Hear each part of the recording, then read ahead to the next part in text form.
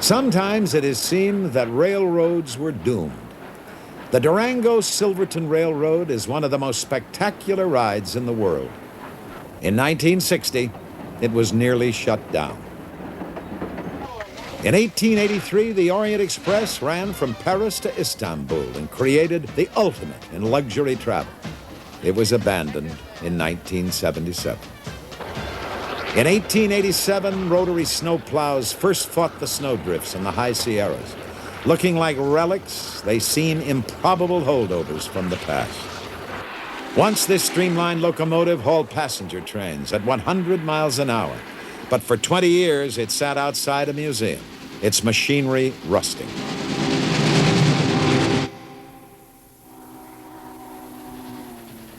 Yet today, these trains still run the rails. Now they evoke a more remote past, when trains first bridged the continent, ferried recruits to war, provided celebrities with an opportunity to be seen and a chic way to travel, gave a mobile campaign platform to politicians, and offered a refuge for hobos. Train tracks disfigure the countryside. Trains assault the senses with brutal noise and begrime the air. How then account for the multitude of people who love trains? You're actually running a train. You just can't get enough. I don't know, maybe I'm just a junkie for trains, but that's about it. I bought a caboose back in the 50s because I was busy riding trains in the 50s, and suddenly I read in the paper one day where trains were going to go out, all passenger trains would be taken off. And I knew unless I got a piece of the train, I would never be able to ride on the train again, so that's when I bought my caboose and put it in my yard. There are grown men who ride toy steam trains at a mountain retreat. There are train buffs who choose to ride through South America's Andes on a baggage rack. There's a town in Iowa that honors hobos. And there are thousands of young people competing for the chance to engineer a train. These are people who hearken to the lonesome whistle blowing and the clickety-clack of wheels on rails. Theirs is a worldwide fraternity with no membership requirements beyond sharing in the love of trains.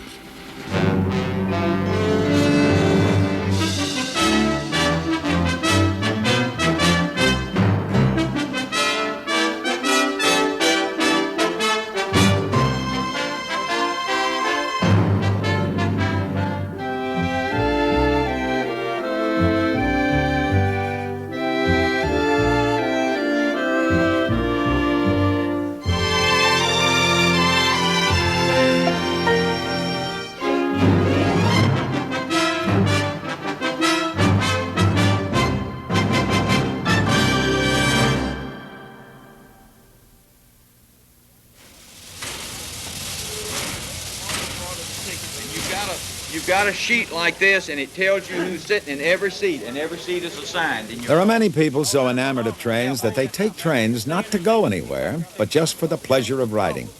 Each year, the North Alabama Railroad Club sponsors an all-day excursion on a Norfolk Southern steam train. Seats are always sold out, and there's even competition for a chance to work on the engine. Bill Hayslip is a deputy sheriff, and he loves trains so much that he volunteers on his day off for the dirtiest job in railroading, apprentice fireman. I've studied steam engines just about all my life. I guess I was born about 30 or 40 years too late. There's something about a steam locomotive, railroads, it's just romantic. The steam engine kind of has its own personality. It's like a lady. You have to treat it just right.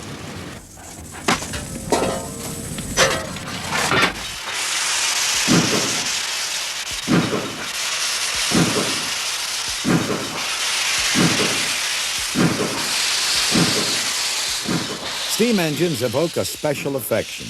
Though inanimate objects of iron and steel, they seem to breathe with the fire of life. This day, the train will run to Chattanooga, Tennessee, evoking cherished memories of a popular song. Pardon me, boys, is that the Chattanooga choo-choo? Yes, sir. Track 29. Boy, you can give me a shine. Can you afford to board the Chattanooga choo-choo? got my fare and just a trifle to spare. There's gonna be a certain party at the station, satin and lace, I used to call Funny Face. She's gonna cry until I tell her that I'll never roam. So Chattanooga choo-choo, won't you choo-choo me home? Take me home. I've often wondered if I was maybe one of those few people that had trains in my blood or something, you know.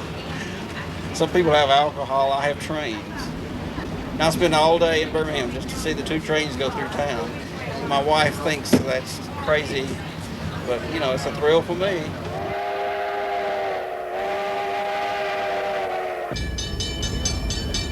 Partway through the trip, the train comes to a stop in an open field. Now begins the prized ritual of the steam train excursion. The train backs up, cameras are ready. And then a sweet symphony for every train buff's ear.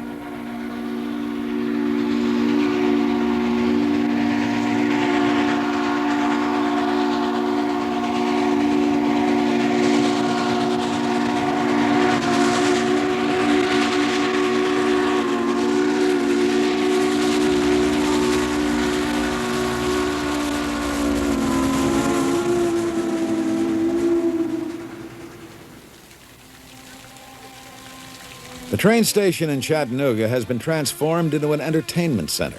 When the train returns to Huntsville, Dr. and Mrs. Loney Lindsay stay on in Chattanooga for dinner in a refurbished diner. They remember another train trip long ago. We got on the train in Tuscumbia, Alabama, and we went to Chattanooga. Went up to the courthouse. We got married. And that was 55 years ago, and we've had a very lovely marriage so far. And here 55 years later, we do that same stunt over again. The most popular rooms at the Choo Choo Hilton Hotel are old train cars, a nostalgic setting for recapturing fond memories.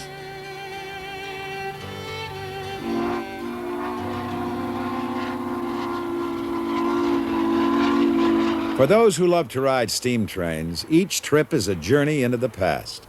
In the beginning, steam engines were at the center of the Industrial Revolution, which could not even begin until mankind learned one crucial trick: how to transform heat energy into motion.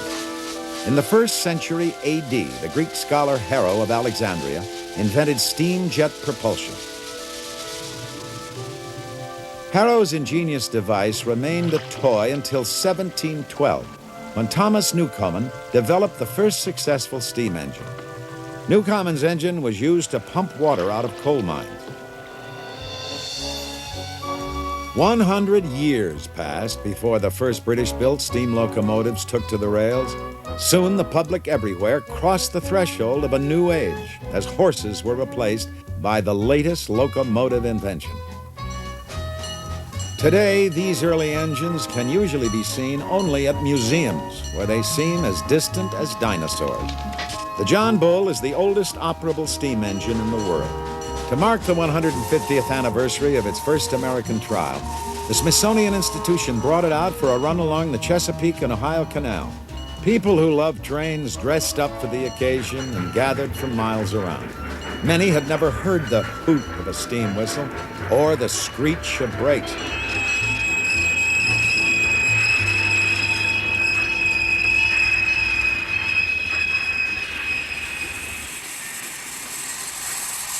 Nostalgia for those seemingly innocent days of American history is very much alive today. For some, no doubt, steam engines are the attraction. For others, perhaps, it is the appeal of travel. Or could it be that so many share the romantic notion of growing up to be an engineer? These trains are called live steamers. Seymour Johnson loves trains so much that he donated land and equipment for a miniature railroad at his home in Montecito, California. I think in my case, in the case of a lot of people, You kind of grew up with them as toys, and these are pretty big toys, but I started building this particular engine in 1947, and I completed it in 1951, and that's why I have the numbers on the side, 4751, to remind me of the time.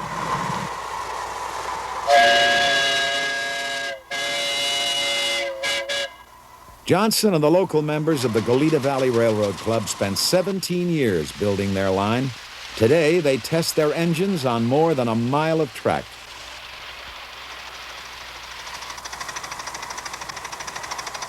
There's something nostalgic about steam engines now, of course, but the thing is, a steam locomotive is live. The engine talks to you when you're running it. You can feel what it's doing. It tells you I'm working too hard or I'm taking it easy. You can hear it in the stack. You can hear it in the sound of the blower and the sound of the fire. They got steam engines that are over 100 years old that continue to run. Once a year, Johnson and the club host a 3-day meet that attracts model owners from all over the country.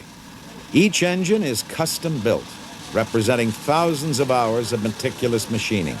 And as in real life, the engineers discover that steam engines can be cantankerous beasts, capable of fighting back.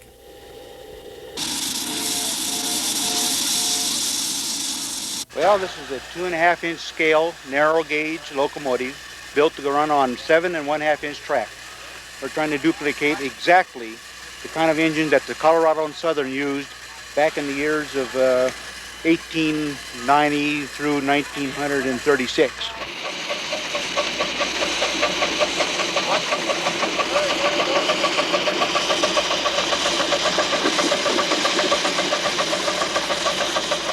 Hey, John, you want to push the daylight cars into the siding? The most popular daily event is the grand tour of the line for families and friends. 3 engines are coupled. Together, they are pulling 6 tons of engines, cars, and passengers. We now have 14 cars. Mostly they're freight car type because people are way out of scale. This train is 1/8 full size, but people aren't. So if you put them in a passenger car, you can't put a roof on. But if you put them in a freight car, the sky's the limit.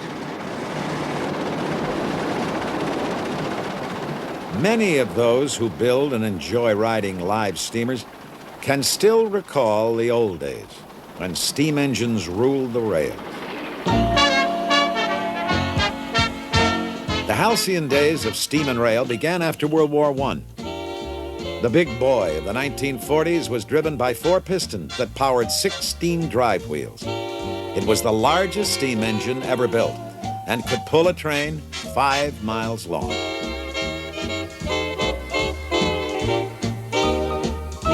And during World War II, steam engines transporting the freight, weapons, and troops to the seacoast made possible the fast buildup of America's war machine. In the 1950s, steam gave way to diesel, and rail companies competing for passengers promoted streamliners as the chic way to travel.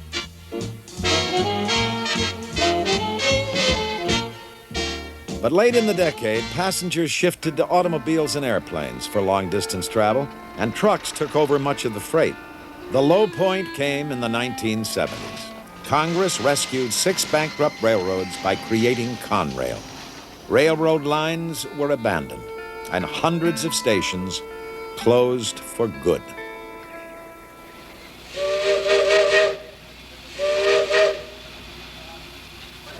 Although Americans seem to lose interest in passenger train travel, some countries maintained their trains as national treasures. The narrow-gauge Guayaquil and Quito Railway in Ecuador plays a vital part in national life. And people here use the railroad like a party line. It even serves as a food market on wheels.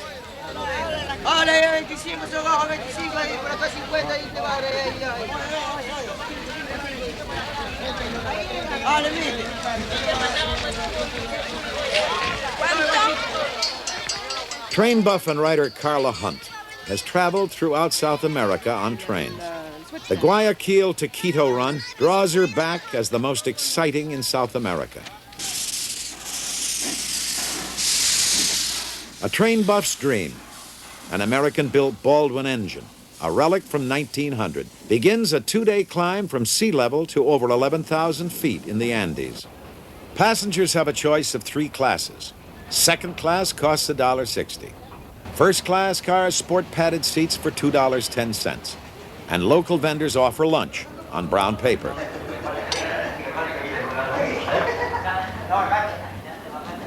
The affluent who ride deluxe get reserved seats and meal service. But some prefer the roof, where conductors seldom collect tickets.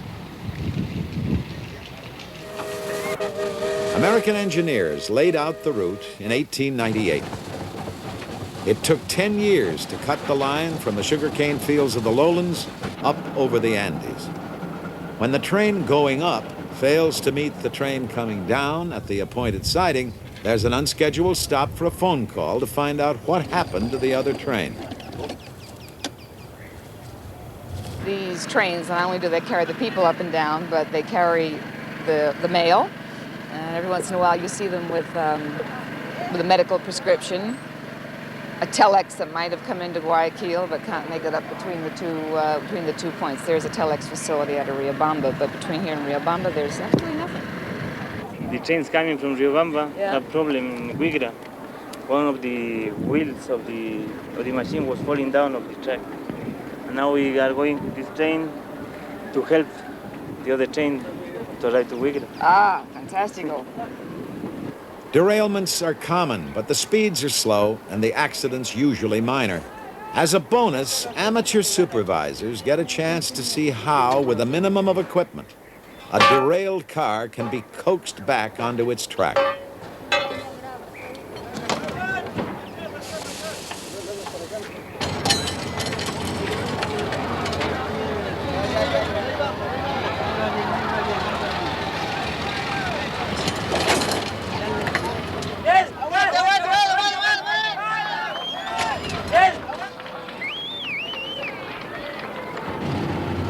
After a change of engines, the train climbs into the mountains once again. In the early days of the American West, railroad builders often resorted to zigzagging switchbacks to gain altitude. On this line, a famous switchback is still in use. The train has proceeded as far as it can up the valley. Now it switches to another track and backs up the side of Devil's Nose, giving passengers on the rear platform a front-end view.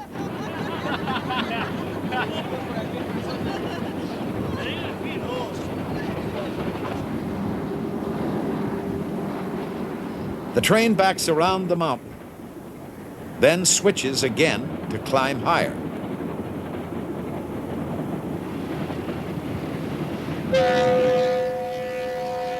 Going forward again, the train has climbed 300 vertical feet up the side of the mountain.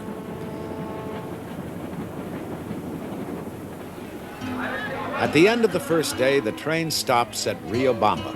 For Carla Hunt, a visit to the market is a fascinating feature of the trip. People come from miles around to sell and buy. You see things in this market you won't see anywhere else in Latin America.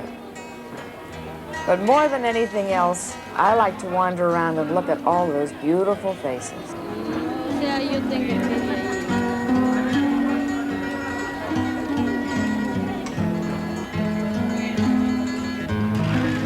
From Riobamba to Quito, the train is really a bus on rails. There are seats inside, but for hardy train buffs like Carla Hunt, there is a much more exciting vantage point. The place I like to ride is up on the luggage rack on top. That's the best sightseeing seat in South America.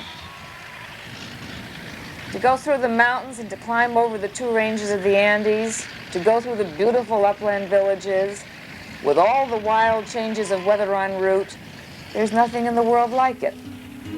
Clouds shroud the peaks of the Andes as the line climbs high through cuts in the mountains, and then descends to Ecuador's capital, the Spanish colonial city of Quito, to bring to an end one of the world's most extraordinary train rides.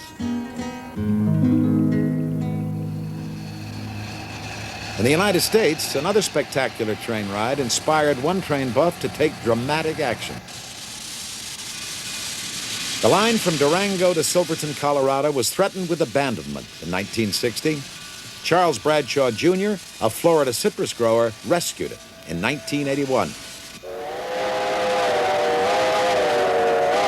Like many a town in the Old West, Durango was created by a railroad. The Denver and Rio Grande chose the site, laid out the streets, and sold lots around the depot.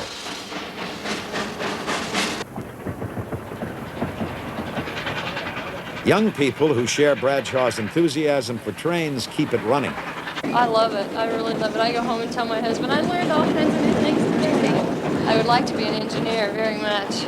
You have to go through all the training, which is pretty physical for a girl. And then you have to also be a fireman, which you shovel 6 tons of coal a day. And I wouldn't want to get out of my limit. I don't think that's right.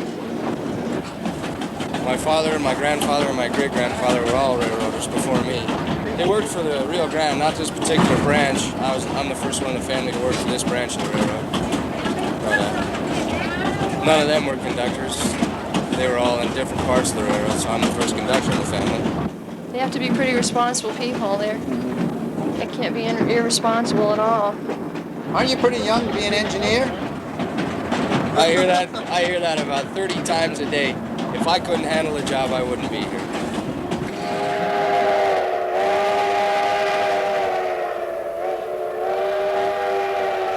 Silverton is only 45 miles from Durango, but to get there, the train must climb almost 3,000 feet. In the 1870s, huge discoveries of ore were made in the mountains surrounding Silverton. But there was no economical way to get the ore out. The railroad made the mines profitable. The ore is now removed by truck. The traffic has changed, but the town still prospers, mining tourist dollars.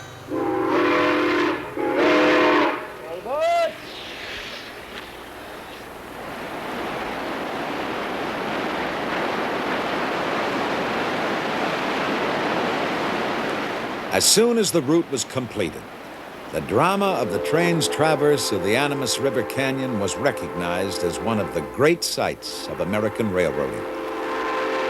In the early 1880s, photographer William Henry Jackson lowered himself into the canyon to take this picture, published in Harper's Weekly magazine.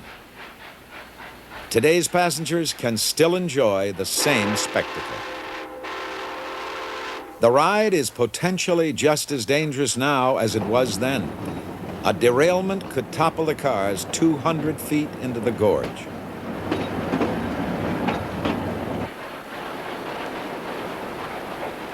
An extraordinary train run has been preserved because of the dedication of one man and the delight that more than 100,000 people a year take in supporting the line.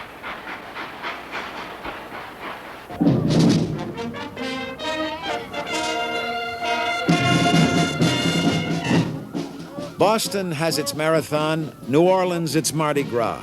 Britt, Iowa honors hobos.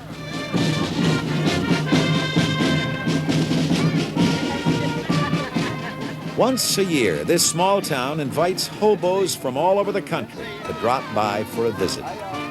The get-together largely attracts those who have retired from actively riding the rails and can now look back on their former ragtag wanderings with nostalgia. Hobos were not always so honored.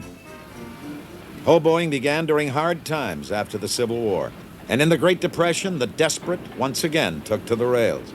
Sometimes railroad police threw them off moving trains. Others jumped rather than face the reception they received when caught crossing state lines. If we are to protect the public of Southern California from the indigent transient class, they are coming here at this time not for the purpose of securing work, but for the purpose of living on relief, stealing, or begging. Where's your home? Chicago. You ride a freight all the way from Chicago? Yes, sir. Well, you can ride them back, too, or any way you can to get back. We're going to see you over the state line. Don't come back to California until you can come in like a man.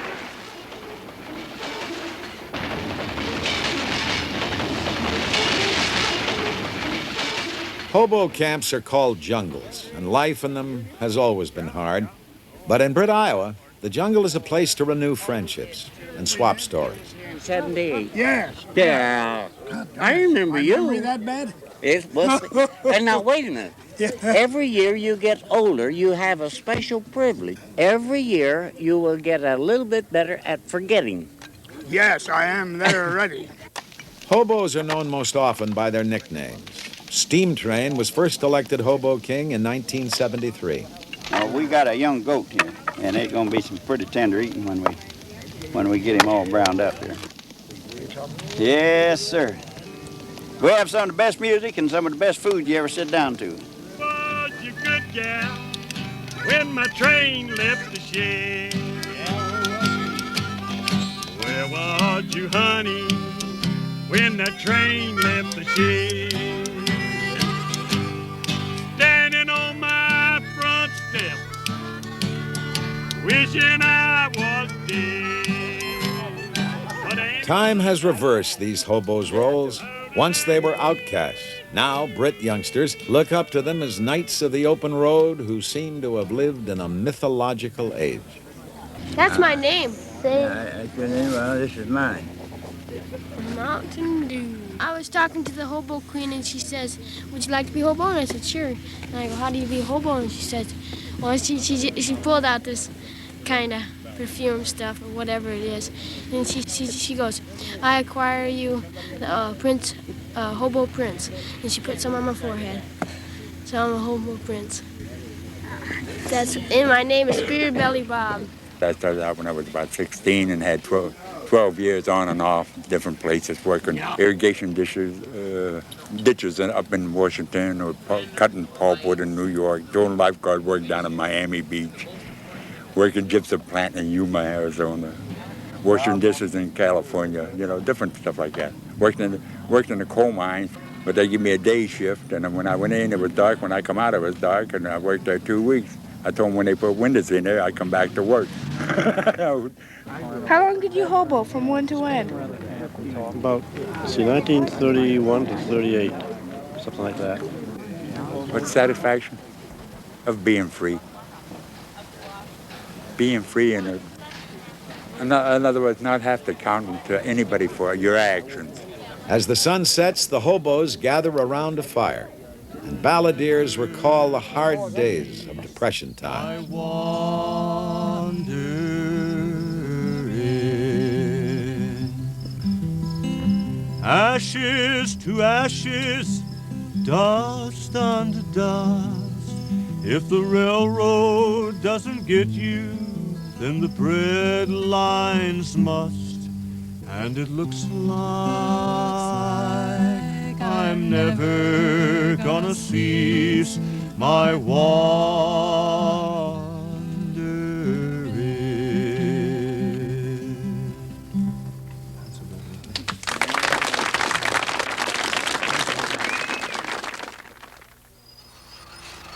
When most railroad buffs think of trains, they think of passenger trains. But many of those most devoted to trains have found their life work with the railroads.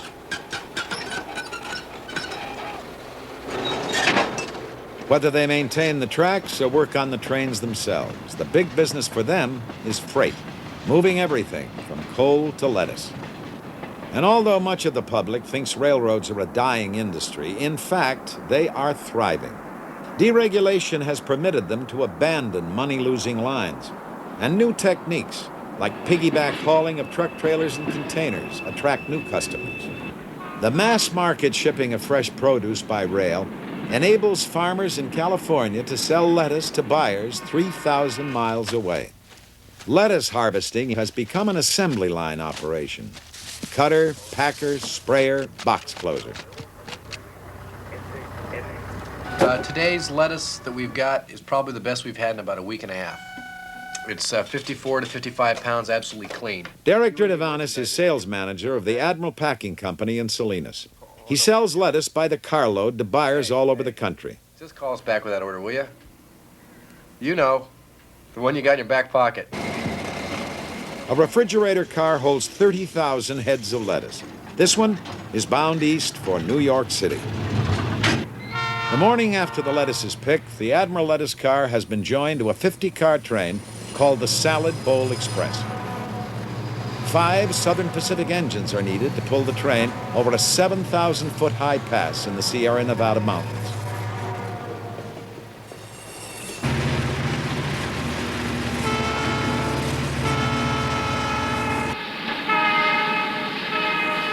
The route climbs toward Donner Pass. On average, 35 feet of snow fall here each winter, and avalanches have obstructed travelers as long as the pass has been used. In November 1846, blizzards trapped the emigrant Donner Party here. 35 died of starvation and exposure. Some survivors resorted to cannibalism. In the spring of 1982, 10 feet of snow fell in 12 days in the high Sierras. Southern Pacific stopped all trains across Donner Pass.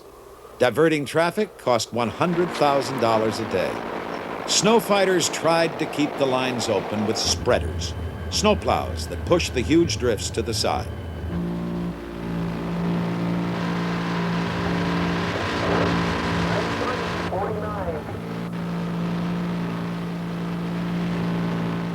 But when the snow drifts too deep, spreaders stall, and the pushing wings collapse.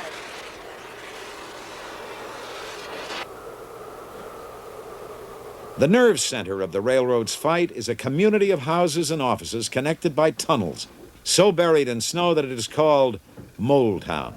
Here, 100 men and women work day and night. SP Norton operator. Everything's in the clear of the number 2. How about rotary? Rotary's in the clear of the number 2. Okay, management calls for its ultimate snow fighting machine, rotary plows that can dig through almost any accumulation of snow. Okay, Sandy, that light engine's being held right now. The rotary is going on down to the other end of the site.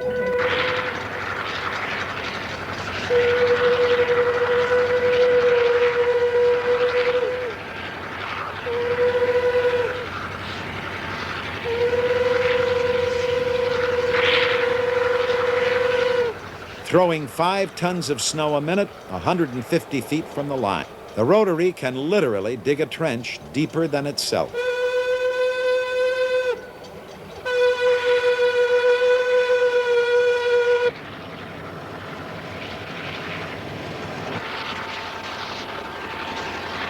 As one rotary chews toward the top of the pass from the west, another struggles up from the east.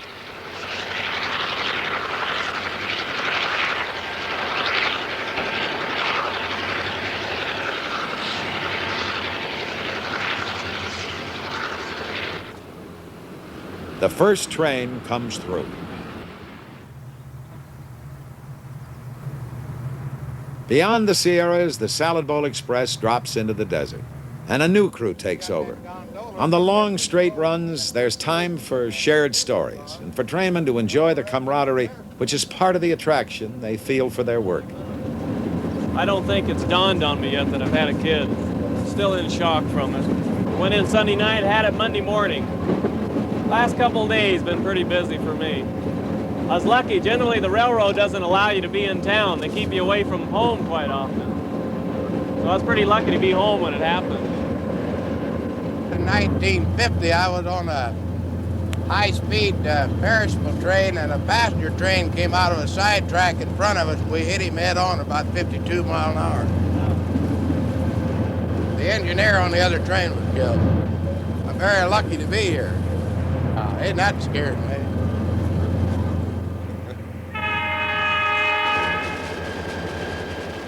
By evening, the train is in eastern Nevada. The next morning, now with a Union Pacific engine and crew, the Salad Bowl Express climbs toward the Continental Divide. Around a curve, Castle Rock, a well-known American landmark, comes into view.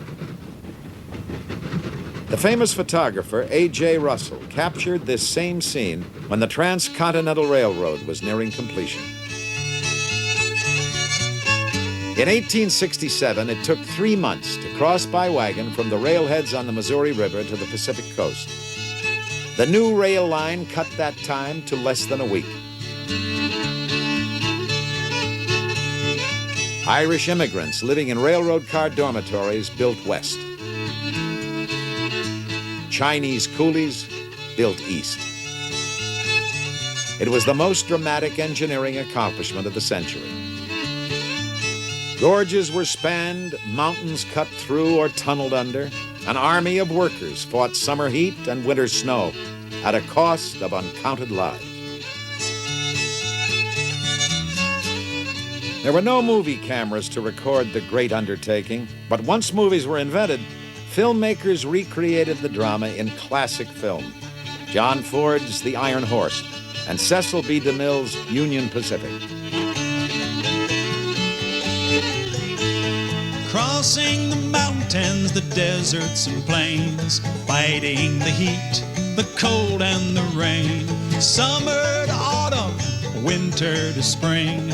Bring 'em up, lay 'em down, make the hammers ring. Building a new road under the wheel, bind up the earth in iron and steel. Working east, working west, we're building our way on bad food, hard liquor, and $1 a day. It was a day of national celebration when the two lines met at Promontory, Utah. A.J. Russell recorded the scene in what is perhaps the most famous photograph in American history. And in 1924, when John Ford recreated the scene for his film, he based the action on the photograph, complete with a still photographer to pose the crowd.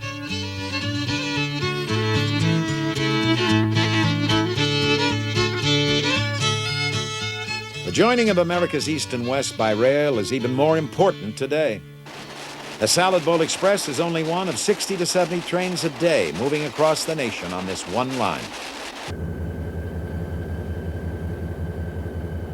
Now, near the end of its second day, the Salad Bowl Express comes under the traffic control of dispatchers at North Platte, Nebraska.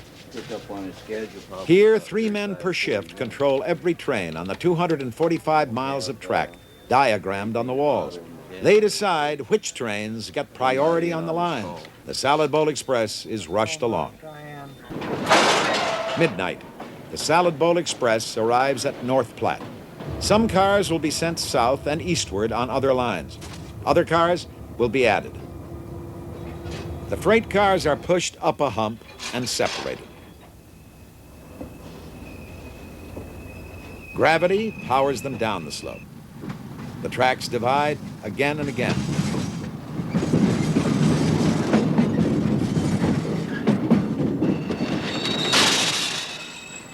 Automatic sensors weigh the cars, and retarders brake them. There are 221 miles of track in the yard, and as many as 5,000 freight cars at a time.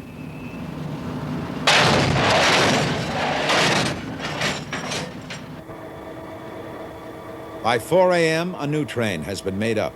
A new crew comes aboard, and the train moves on. In the afternoon, the train crosses the Missouri River. Operated now by Chicago and Northwestern Railroad, it traverses the rich farmlands of Iowa.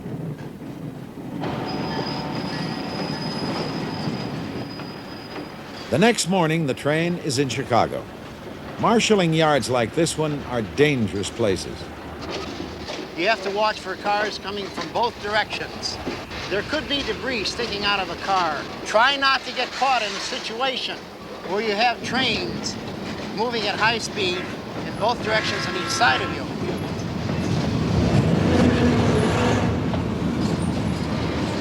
If you do have a tendency to feel dizzy, lay down on the ground. You could reel under the car. Despite railroad emphasis on safety, there is an average of 15 deaths and 6,700 injuries to American rail yard workers each year. Danger for railroaders comes not only from the trains themselves.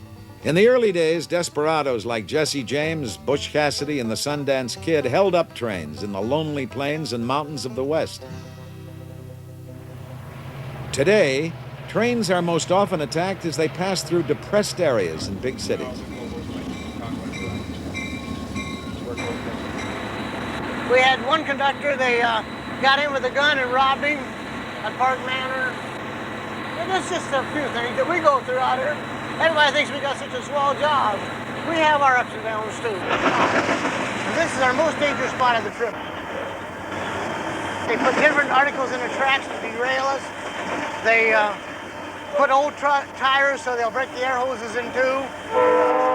They'll throw beer bottles, anything they can get their hands on. We've been shot at. They shot at me 5 times through the caboose windows. I got pictures of the hole. It was either a 38 or a 45 because it put big holes in the plexiglass. Sometimes they do it to rob the train. They break us in two to rob us so they can take things off of it. And on the cabooses they have this plastic glass. Yeah, I know all about it. He's gonna throw. No, he's not either. Oh, we go through this every day. It's nothing new to us. The many dedicated men and women who are drawn to railroad work also live with the danger that goes with the job. The Salad Bowl Express rolls through the heartland of the industrial Middle West.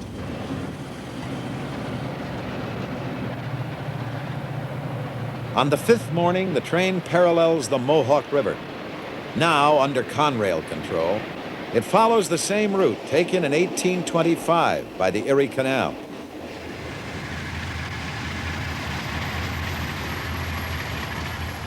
Early on the 6th morning, the Salad Bowl Express arrives at its destination in the Bronx.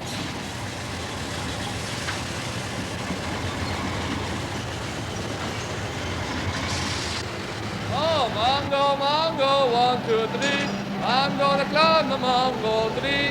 Mango, mango. 10 carloads of produce are unloaded at Hunts Point Terminal each day. A carload of lettuce from Salinas has been bought by the Armata family, wholesalers who in turn sell to markets and restaurants. Beautiful box of lettuce. And as my father would say, it talks to you. As soon as you open up the box. It has been 7 days since the lettuce was picked. It took 4 railroads and the involvement of 1,000 men and women to move it across the country. 500,000 people work for the railroads in the United States. In one sense, theirs is just a job, but it is an essential job. Moving the grain, steel, coal, automobiles, perishables, even the lettuce for a PTA luncheon in Baldwin, Long Island.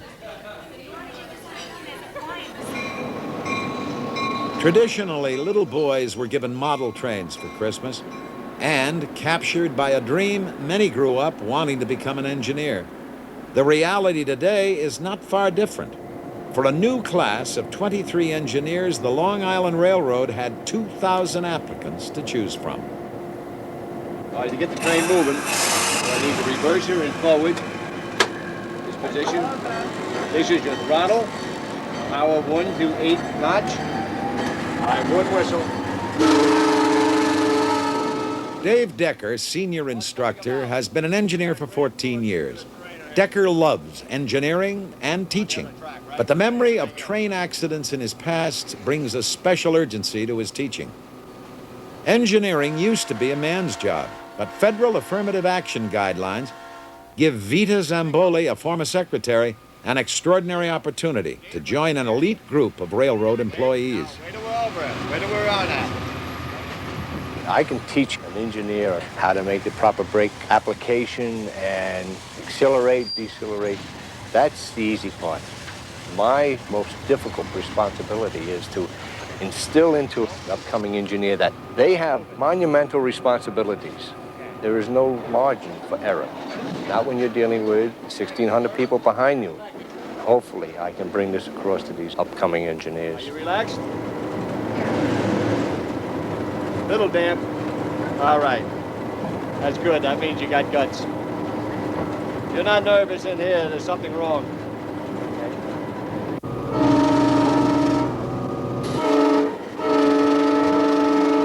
How do you feel?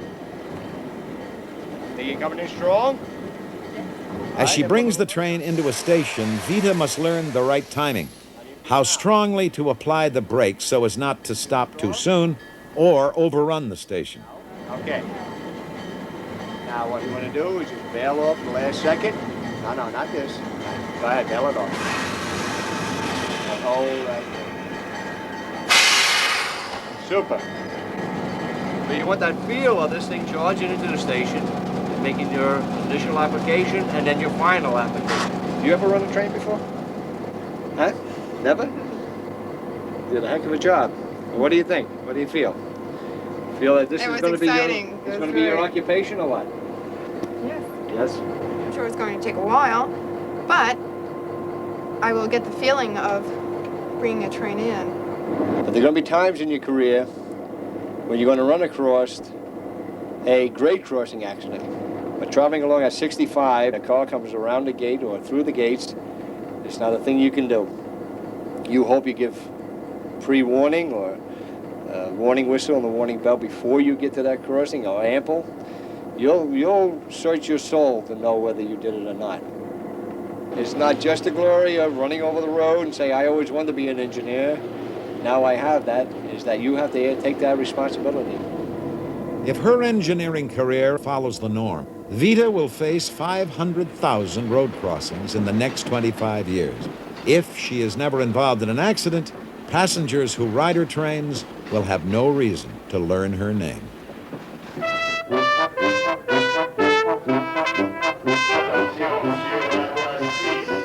There are many great train rides around the world, but not one can match the aura of elegance, mystery, and romance surrounding the name Orient Express. It ran for almost a century until its demise in 1977. Now, two men have revived the historic run to Istanbul. Albert Glott bought the 1920s vintage cars and lovingly refurbished them. Sometimes, you have to do everything on the train. T.C. Swartz chartered the cars for those who could afford to recapture the glory of rail travel in its heyday. We could give them, and then how to surpass it. People's idea of luxury is a little bit different than maybe what it actually was. So what we're trying to do now is to give them more luxury than they had in the past, in fact, to make it the ultimate trip. I can't believe it. Oh, it's marvelous. There will be 98 passengers on this trip, each paying a modest $5,000 one way. I think the dogs are great. Yeah, but I can't see them sitting in the dining car. Some passengers, like actor Hal Linden and his wife, stage an arrival in the grand tradition, harking back to the aura of a princely trip.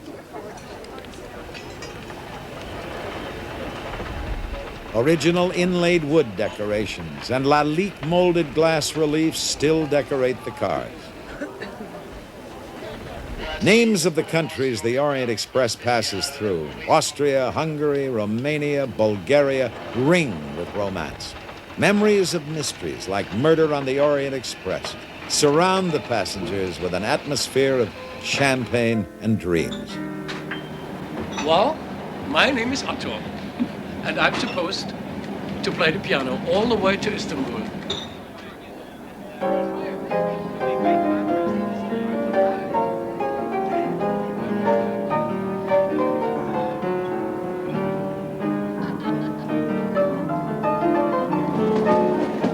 Like everything that's wonderful about the world is going away, and the trains are one of those things.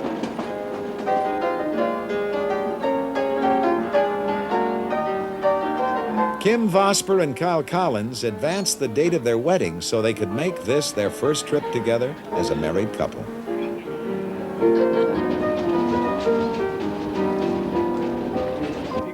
For bourgeois travelers, meals in an aristocratic French style. The ultimate temptation for those who count calories.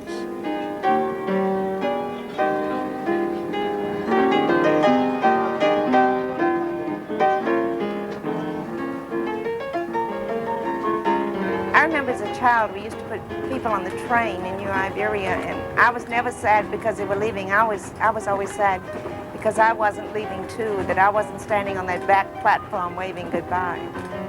I think I was 6 or 7 when I took my first train ride. From that time on, I think I fell in love with trains. And when I heard that you could spend 4.5 days on a train, that sold me on this trip. The train cruises Europe like an ocean liner. Gypsies play, as they did on the first run of the Orient Express. In the evenings, there are gala 7-course dinners. And occasionally, the train waits as passengers are bused to the entertainment. A champagne tasting at the 150-year-old cave of Mum's Winery in France. And just as on its maiden voyage, there is a festive reception in Budapest.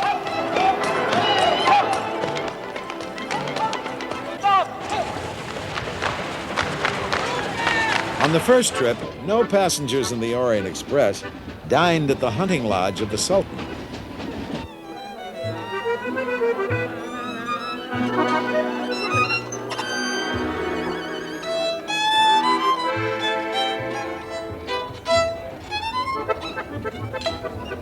It is an express journey to the sun. But the high point for many comes in Vienna, where the Vienna Boys Choir is only part of the entertainment.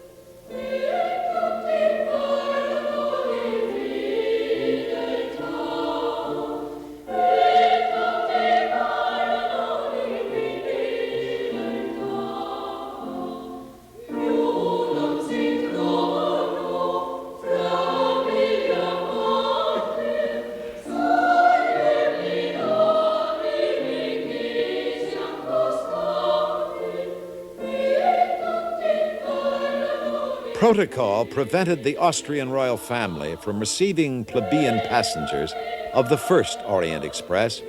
Now the Pallavicini Palace is theirs for the evening.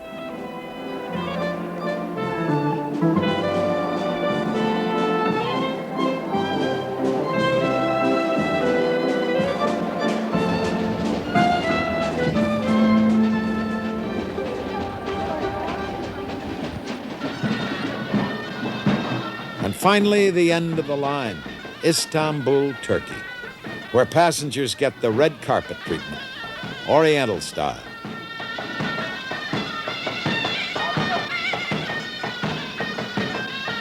For the 98 passengers of the Orient Express, the trip will remain an extraordinary adventure into the romance of rails. But the Orient Express has no monopoly on beauty. There are grand adventures for everyone in a rediscovery of travel by train. Amtrak's Crescent, with newly rebuilt equipment, races like a speeding ship across Lake Pontchartrain in Louisiana. The Great Plains offer the same sweeping vistas that challenged the pioneers so long ago. There are majestic views of the Rockies on the Canadian transcontinental route.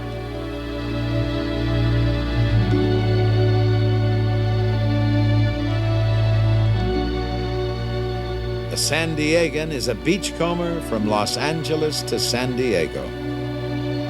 In the future, new trains traveling 160 miles an hour are planned for the run between Los Angeles and San Diego. And that is only the beginning. Extraordinary experimental trains may someday revolutionize land travel. For those who love trains, whether as engineer, hobo, or passenger, there's an appreciation due for the songwriter's line, "It's got to be the going and not the getting there that's good."